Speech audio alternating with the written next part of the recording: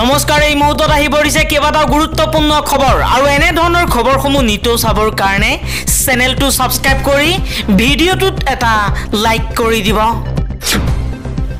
হিন্দু ধৰ্মক লৈ ৰাজনীতি কৰিছে প্ৰধানমন্ত্ৰী নৰেন্দ্ৰ মোদীয়ে। হিন্দুৰ আবেগক লৈ খেল খেলিছে প্ৰধানমন্ত্ৰী মোদীয়ে। এবাৰ প্ৰধানমন্ত্ৰী মোদীৰ বিৰুদ্ধে সৰব হৈ পৰিছে শংকৰাচাৰ্য স্বামী অভিমুক্তেশ্বৰানন্দই। অভিমুক্তেশ্বৰানন্দই কৈছে, মই ৰাহুল গান্ধীয়ে সংসদত দিয়া সম্পূৰ্ণ ভাষণ শুনিছো। ৰাহুল গান্ধীয়ে একো ভুল কোৱা নাই। ৰাহুল গান্ধীয়ে হিন্দু ধৰ্মত হিংসাৰ কোনো স্থান নাই বুলি কৈছে। কিন্তু ৰাহুল গান্ধীৰ মন্তব্যক অপব্যাখ্যা কৰিছে বিজেপিয়ে। ৰাহুল গান্ধীয়ে দেশৰ হিন্দুক অপমান কৰা নাই। ৰাহুল গান্ধীয়ে কৈছে হিন্দু ধৰ্মত হিংসাৰ কোনো স্থান নাই।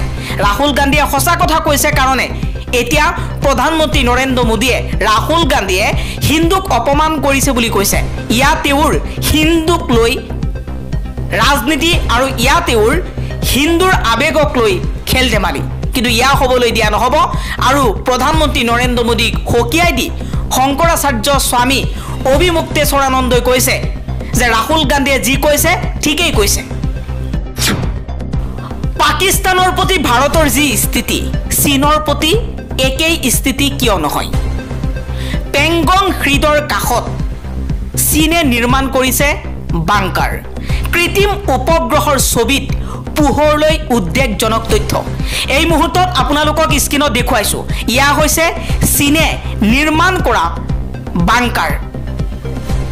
পেংগং হ্ৰদৰ কাষত চীনে নিৰ্মাণ কৰিছে অবৈধভাৱে এই বাংকাৰ। কিন্তু সততে গৃহমন্ত্ৰী অমিত শ্বাহ, প্ৰধানমন্ত্ৰী নৰেন্দ্ৰ মোদীয়ে পাকিস্তানৰ বিৰুদ্ধে সৰব হয়। কিন্তু চীনৰ বিৰুদ্ধে একেই স্থিতি কিয় নাথাকে প্ৰধানমন্ত্ৰী মোদী আৰু গৃহমন্ত্ৰী অমিত শ্বাহৰ? চীনে অবৈধভাৱে ভাৰতৰ মাটিত যদি অবৈধভাৱে বাংকাৰ নিৰ্মাণ কৰিছে, তেওঁৰ বিৰুদ্ধে চীনৰ বিৰুদ্ধে কিয় যুঁজ দিবলৈ সাহস নকৰে গৃহমন্ত্ৰী অমিত শ্বাহ আৰু প্ৰধানমন্ত্ৰী মোদীয়ে? বান ব্যৱস্থাপনাত ব্যৰ্থ হৈছে বানমুক্ত অসমৰ কথা কোৱা বিজেপিৰ ডাবল ইঞ্জিন চৰকাৰ। মই অসমৰ মানুহৰ লগত আছো আৰু কেন্দ্ৰীয় চৰকাৰক অসমক ক্ষিপ্ৰভাৱে সহায় কৰিবলৈ আহ্বান জনাইছো। অসমৰ বান পৰিস্থিতিক লৈ টুইটযোগে এই মন্তব্য কৰিছে কংগ্ৰেছ নেতা ৰাহুল গান্ধীয়ে। ইণ্ডো বাংলা সীমান্তৰে 3 কেজি গো মাংস ৰপ্তানিৰ বাবে সৰবৰাহকাৰীক অনুজ্ঞাপত্ৰ প্ৰদান কেন্দ্ৰীয় মন্ত্ৰীগৰাকীৰ। এবাৰ কেন্দ্ৰীয় মন্ত্ৰীৰ বিৰুদ্ধে অভিযোগ উত্থাপন কৰিছে তৃণমূল কংগ্ৰেছৰ সাংসদ মহুৱা মৈত্ৰই। সীমান্ত নিৰাপত্তা বাহিনীলৈ কেন্দ্ৰীয় মন্ত্ৰী শান্তনু ঠাকুৰৰ নিজৰ আনুষ্ঠানিক লেটাৰ হেডত চিঠি। ইণ্ডো বাংলা সীমান্তৰে 3 কেজি গো মাংস ৰপ্তানিৰ বাবে সৰবৰাহকাৰীক অনুজ্ঞাপত্ৰ প্ৰদান কৰিছে কেন্দ্ৰীয় মন্ত্ৰী শান্তনু ঠাকুৰে। শিক্ষকৰ পিছত এইবাৰ শিক্ষাৰ্থীৰ পিছত শিক্ষামন্ত্ৰী ৰণোজ পেগু। শিক্ষা হেতু এপত এদিনো উপস্থিত নিদিয়া 64,000 শিক্ষাৰ্থীৰ বিৰুদ্ধে তদন্তৰ নিৰ্দেশ। 6 আগষ্টৰ ভিতৰত উপস্থিতি নিদিলে নিষ্ক্ৰিয় ঘোষণা কৰা হ'ব শিক্ষাৰ্থীক।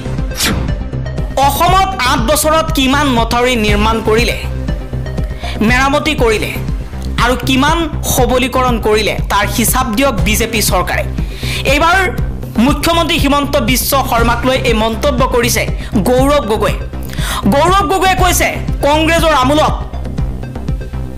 বহু মথাউৰি নিৰ্মাণ কৰা হৈছে, কিন্তু সেই মথাউৰি সংৰক্ষণ কৰিব পৰা নাই এইখন বিজেপি চৰকাৰে। অসমত 8 বছৰত কিমান মথাউৰি নিৰ্মাণ কৰিলে, মেৰামতি কৰিলে আৰু সবলীকৰণ কৰিলে তাৰ হিচাপ দিয়ক বিজেপি চৰকাৰে। এই দাবী সাংসদ গৌৰৱ গগৈৰ।